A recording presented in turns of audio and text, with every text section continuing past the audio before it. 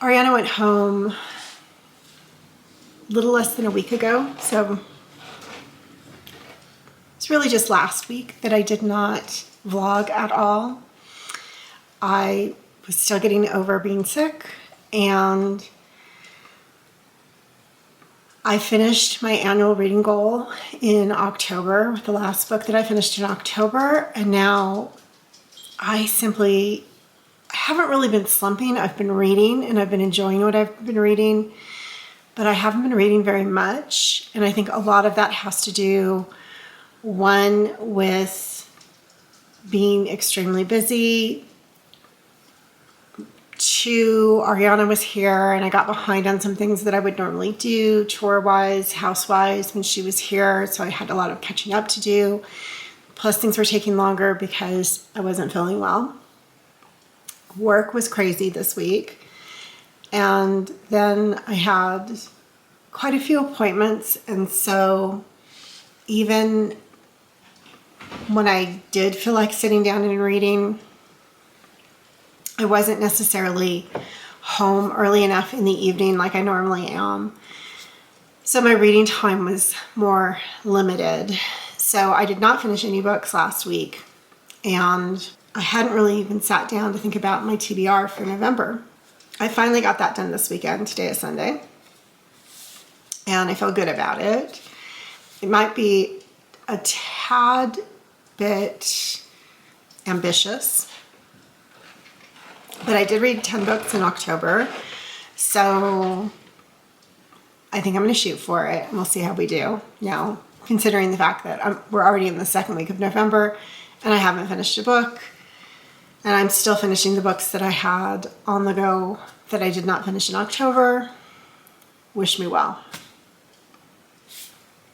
So the first book I'm picking up this week is A Fate of Wrath and Flame by K.A. Tucker. This thing is a brick. This is an old volume from the Bookish box that I've had sitting on my shelf for probably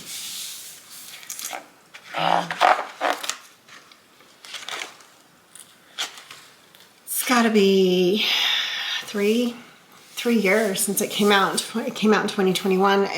This has probably been sitting on my shelf since right after it came out. One of the things making me put it off, it weighs a ton.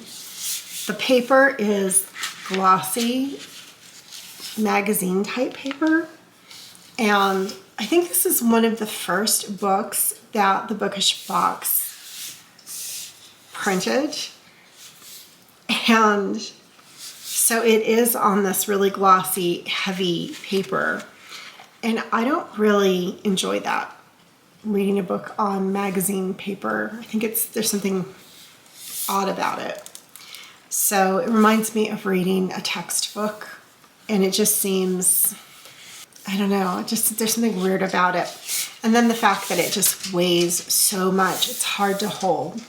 I'm going to read this today in the beginning of the vlog. Hi, Daisy. And other than that, I'm still reading The Expectant Detectives. I would like to get through that this week.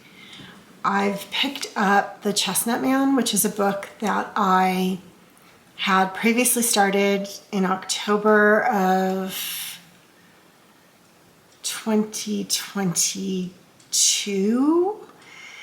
And it freaked me out so much I put it aside, and I've just picked it up and started getting back into it, and I would like to finish that one off, as it was not a do not finish for me not liking it or me having problems with it. It was just really extremely scary to me, which a serial killer book is not usually the thing that will freak me out that way.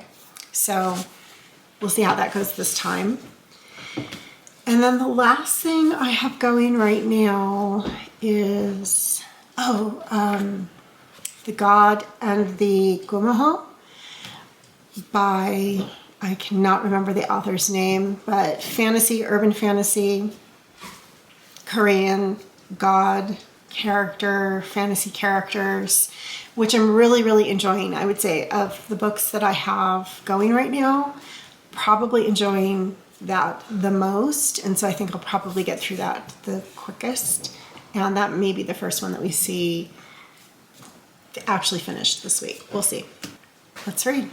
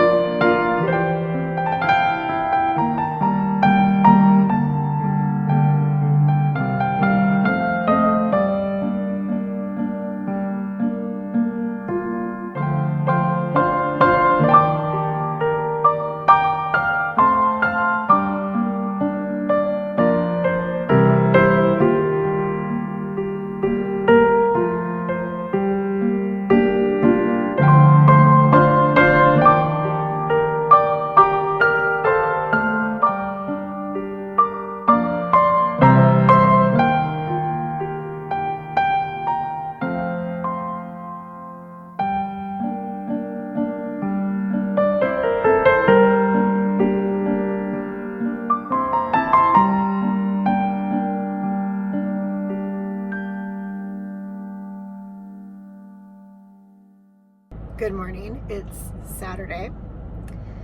My car is on, so excuse the car noise, heater noise, etc. And I'm parked in front of my gate, so I'm probably driving the dogs crazy. It has been another one of those weeks where there was just no reading time.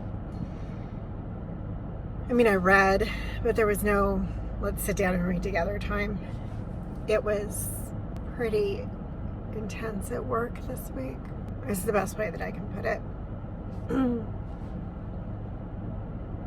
It's snowed lightly for the last 2 days, but I don't know if you can tell.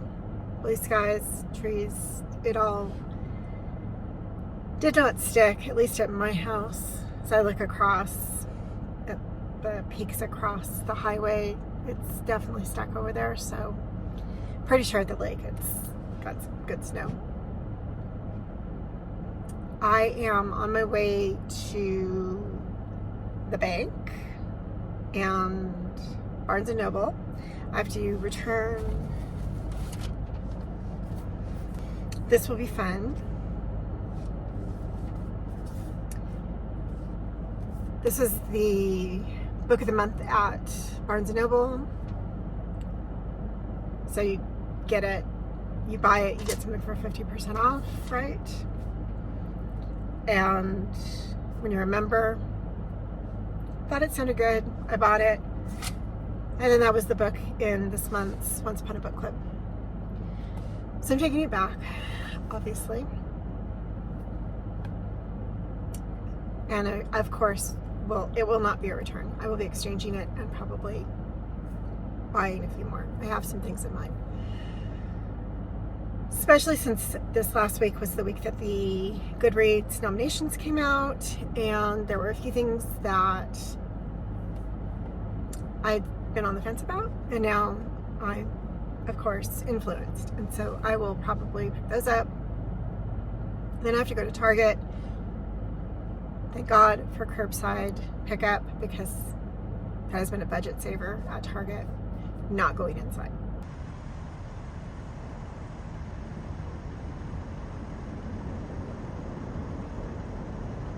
Significantly later than I expected it to be before I picked up filming again. I actually was not at Barnes & Noble that long. I went in, I had a plan. I picked up the books that I wanted to pick up. I did pick up one more book than I expected to, but it was reasonable. And then I picked up 2 Christmas presents, so that was a success. So obviously, Christmas presents, I cannot show what I purchased as Christmas presents. Target was really fast. I picked up some food while I was out. I came back and I've just been working, and work always seems to take longer than I expect it to. It's just not fun. That's all I can say. It's just not fun, which is why it's called work, right? So I was able to do a little bit of reading this afternoon. I'm still reading The Expectant Detectives. A little bit of an update on that. So this is week 4 that book is carried over into. I'll be repetitive. I finished my annual reading goal in October, on Halloween actually, the day I got back from Denver, which was the day before I really started to feel sick. Then I got sick November 1st and just could not focus on reading, and was sick for about a week. Then my daughter came to visit. We had a lot planned and still wasn't feeling my best, was still feeling tired, run down. And so sort of felt like on top of not having the usual amount of reading time that I have, even when I did have reading time, it was not optimal. Wasn't able to focus. And so I just was not getting a lot of reading done the first full week of November. And then last week, number one, work was just miserable. It was a very stressful week for lots of reasons. And on top of that, having finished my reading goal for the year, I just felt like I had no incentive to pick up books. It almost felt like, hey, I'm done for the year. I can just, anything I read beyond this is above and beyond.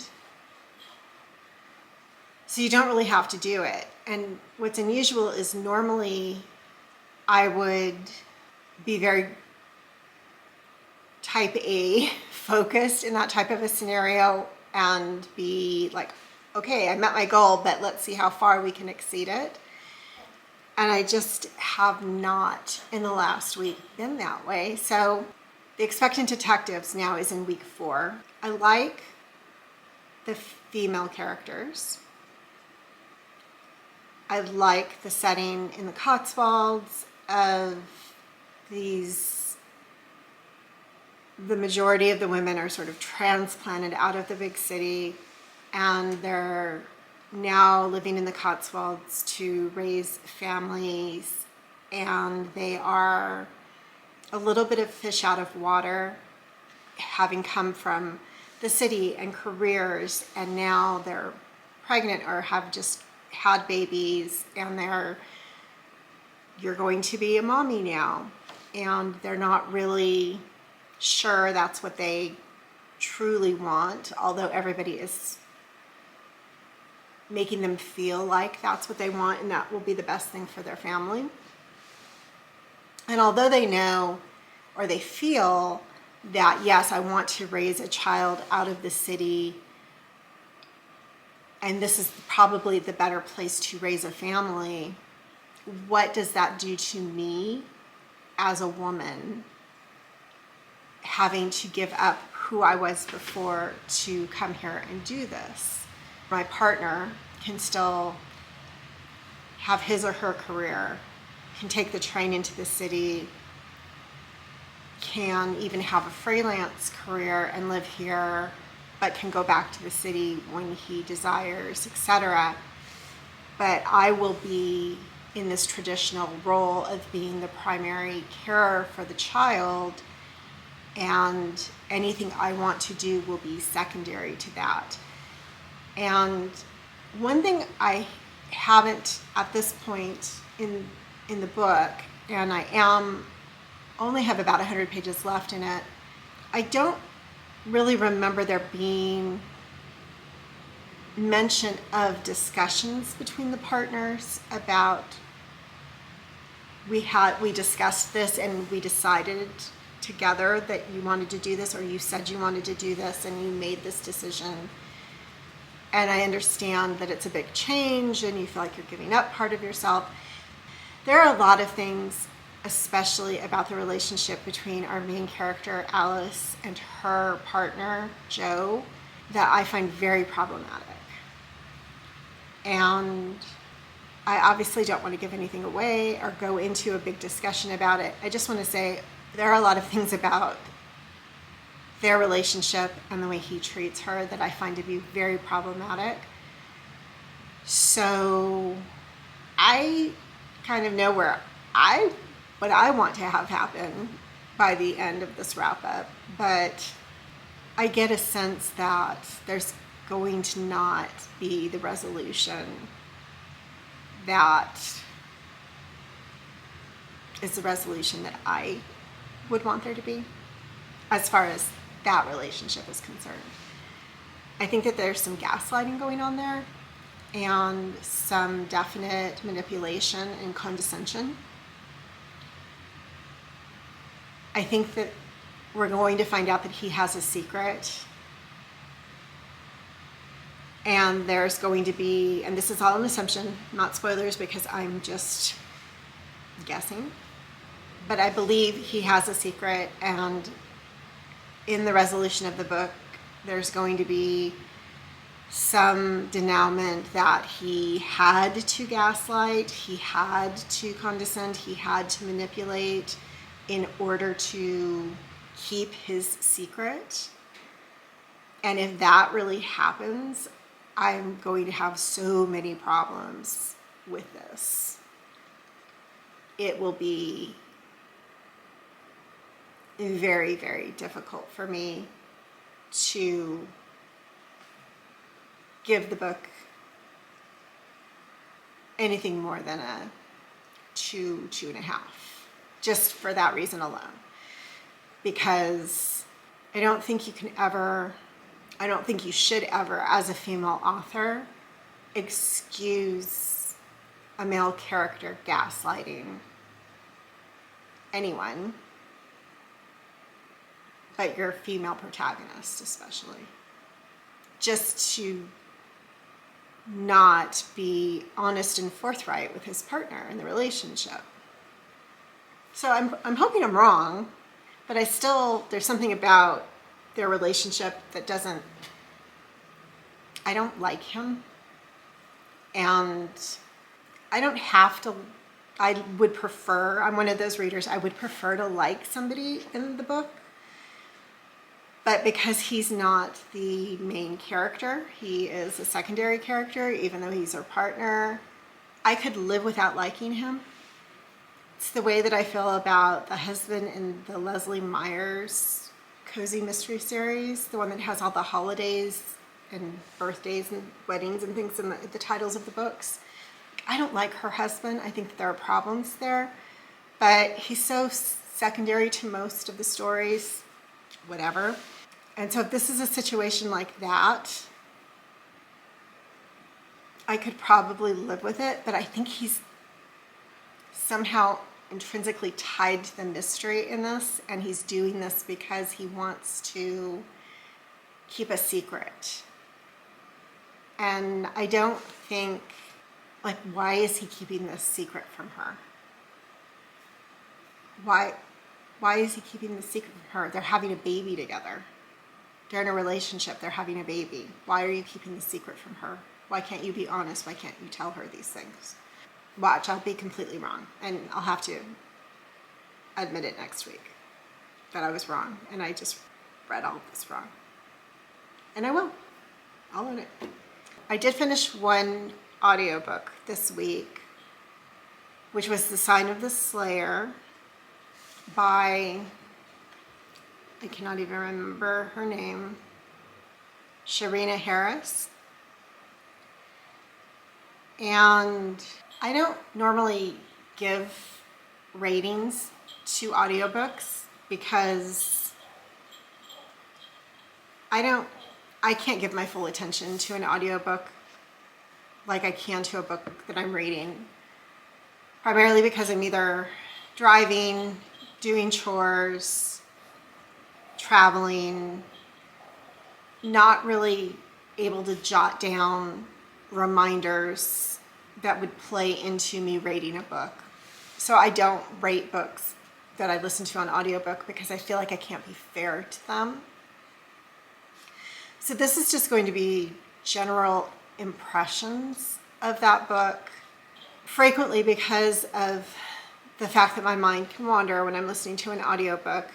I only remember the broadest plot points of what happens in them, and the nuances sometimes get lost. I know I was not getting lost in nuances.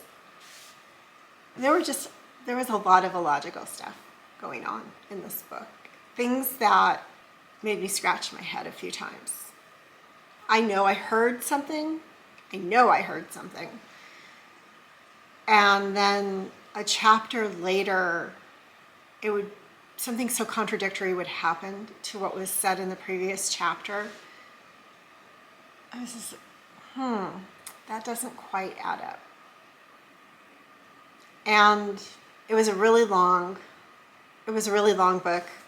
I obviously only listened to it in audio, so I don't know how many pages the actual physical book was, but it must be a 500-page book because the audio was, at one time speed was like 13 hours long.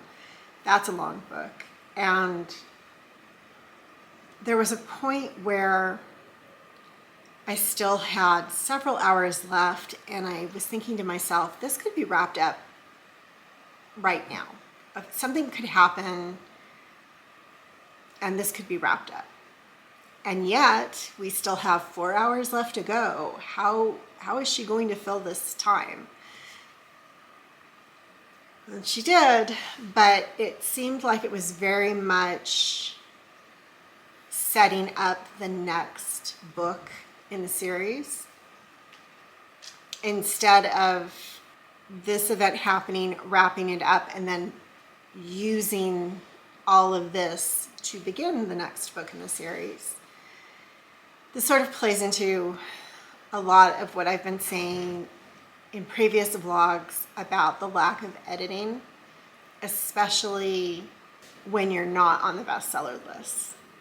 It's obvious that bestsellers should be getting great editing, but with so many books being able to be published these days, a lot of books are being published without great editing. And I think this book could have used better editing, and it would have been a better book. So no star ranking, no grading, but a lot of inconsistencies, a lot of things that could have been improved with better editing. And I won't be listening to the next book in the series, so I can't really recommend it. I'm going to do a little bit of reading if you want to do a read with me. Otherwise, I will put the timestamp in the upper right hand corner for you to jump ahead. I'm currently reading The God and the Kumaho by Sophie Kim and really enjoying it.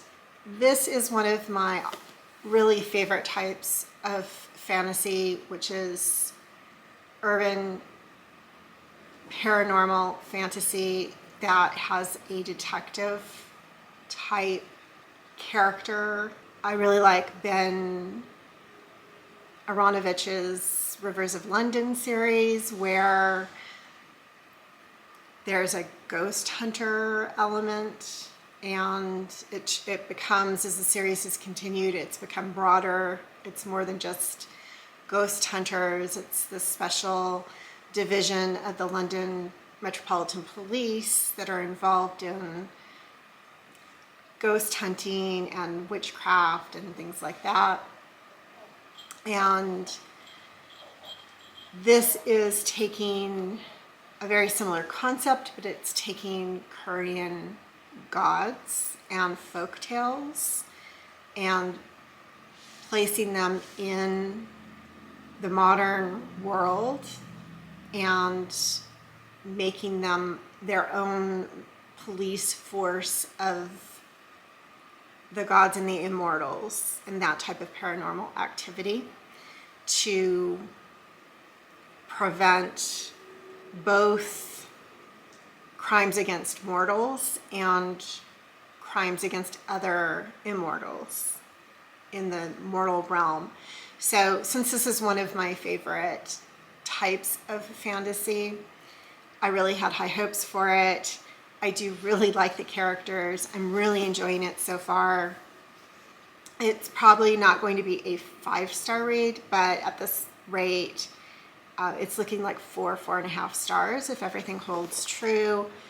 I'm not quite halfway done with it yet, so fingers crossed that that will continue to hold up throughout the rest of the book. And I'm going to read for about an hour. If you'd like to read along, if you want to just fast forward, it will just be to the end. So let's read.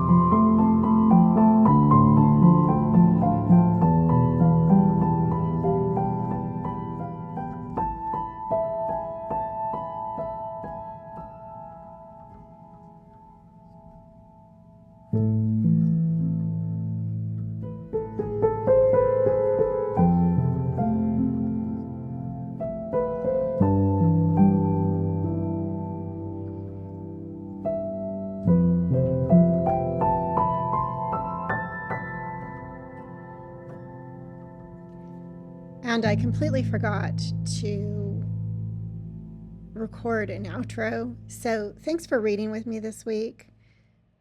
Tell your pets I said hi, and thanks again.